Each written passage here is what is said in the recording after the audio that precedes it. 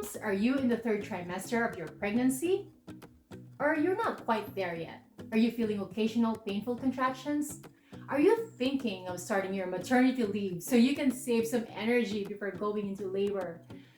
Do you need to call your OB doctor each time you are feeling contractions? Are you going through preterm labor? If you are a first-time mom, you're most likely second-guessing every decision you make. Well, this video is made just for you. Let's get your questions answered and get more clarity. Are you having a false or true labor? Welcome to Mother Baby Central, your resource for transformational information about pregnancy, postpartum, newborn care, and baby's first year of life. Having contractions is the most common sign where the pregnant women think they are already going into labor. Makes sense, right? We always see it on TV or in the movies where the initial reaction when the contractions start is to go to the hospital. Then the next scene is the mom holding a beautiful baby. Well, hold on, not too fast.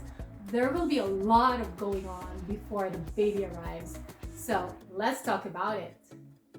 A woman can have contractions anytime while pregnant, especially towards the end of the third trimester. It does not necessarily happen after 38 weeks. Sometimes contraction occurs before the baby is due.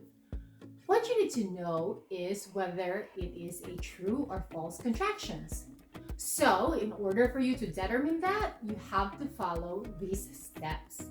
Number 1, start counting the timing of the contractions. Take note how often it occurs, meaning count the minute from the start of one contraction to the start of the next one. It should follow a pattern, or there is a uniform consistency when it counts. For example, one contraction to the next is 10-minute intervals. For you to know if there is a pattern, the contraction has to come every 10 minutes, every time, for at least an hour. If your labor is progressing, you will notice the interval is getting shorter.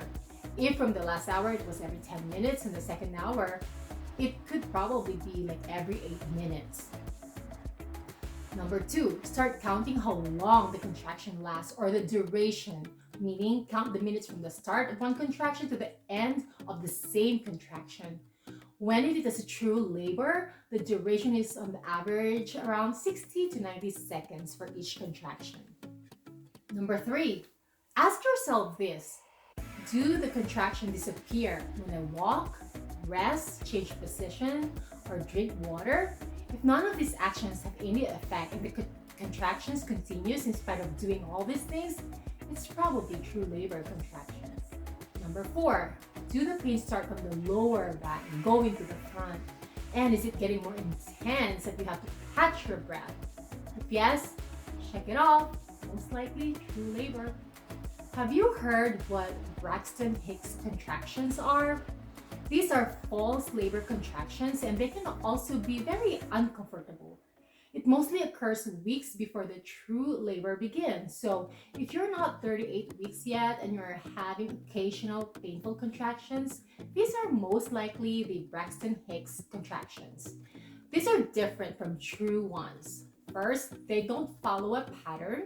Second, they can be painful, but the intensity fluctuates. Sometimes it can be strong, and sometimes it kind of, slows down, not too strong, it can be tolerable. The pain is mostly in the belly. That's where you feel the tightening at. And it usually goes away with rest, walking, changing position, and drinking more water or hydration. There are other things for you to know if you are in true labor or not. There are changes you will expect aside from the contractions, like 1, rupture of membrane, 2, lightening, and 3, passage of mucus plug. Before we continue, if you find value in our video for the day, don't forget to click the like and share button, as this will tremendously help with reaching out to more people who need similar kinds of information like this. Thank you, and I appreciate it. Let's briefly talk about the other signs of true labor. One of them is your water breaking, or in medical terms, it's called rupture of membranes. The fetus in the uterus is wrapped inside the amniotic bag, and in that sac, the fetus is surrounded by water called amniotic fluid. So when labor begins, the bag ruptures and the amniotic fluid starts leaking and passes through your vagina. When you feel wet and you know for sure that you did not pee on yourself, then you'll know that you are ruptured. Sometimes it's not obvious. So if you are already at the hospital and you're not sure if you're ruptured or not, the nurse will perform a test called premature ROM test to know if you are, because it is important for the doctor to know the result, if it's positive or negative. Let's move on to lightening. Lightening is a drop of the level of the baby from the uterus due to the head of the fetus engaging into the pelvis. So when you hear the word lightening, it basically means you feel lighter because the baby's head drops into the pelvis. Therefore, it gives you more breathing space in your diaphragm. The fetus is getting into the position of getting ready for birth, and this can happen weeks or hours before delivery. The next sign that you're going to true labor is passing mucus plug. This means that you're having some vaginal discharge, and this could be clear or blood tinged, and it happens because the cervix is starting to dilate.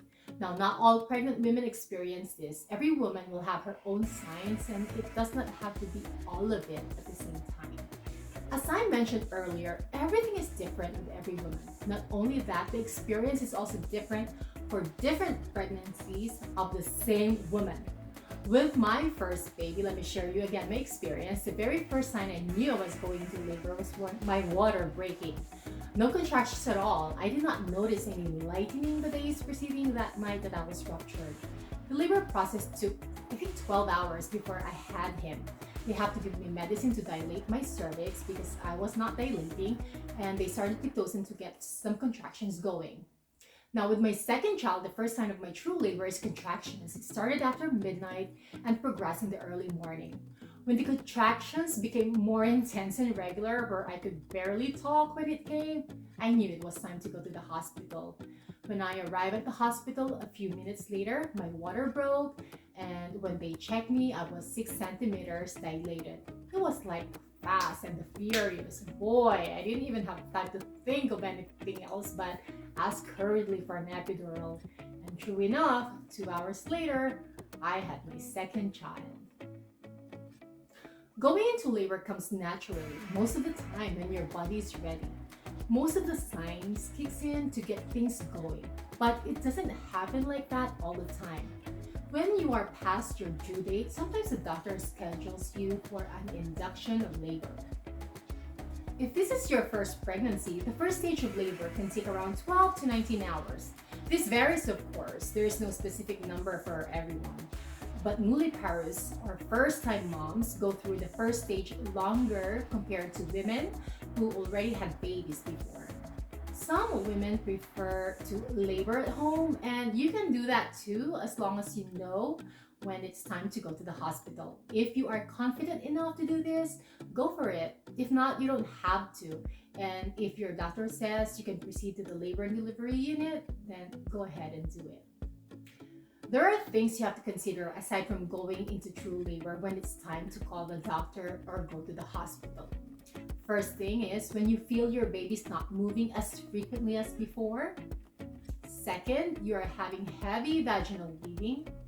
And third, you are having painful contractions that just won't quit. It's just steady pain without any breaks. And then there's another one. Fourth, when your water breaks without any other signs that you are in labor. To wrap it up, the average length of pregnancy is 40 weeks, and the labor can start even before that. Review the signs I just went through and see if you're having true labor or not. Make sure you have the stuff you need ready, like your hospital essentials. If you have not seen my video about it, check out the link on the description below. Have the baby car seat ready and the base installed in the car.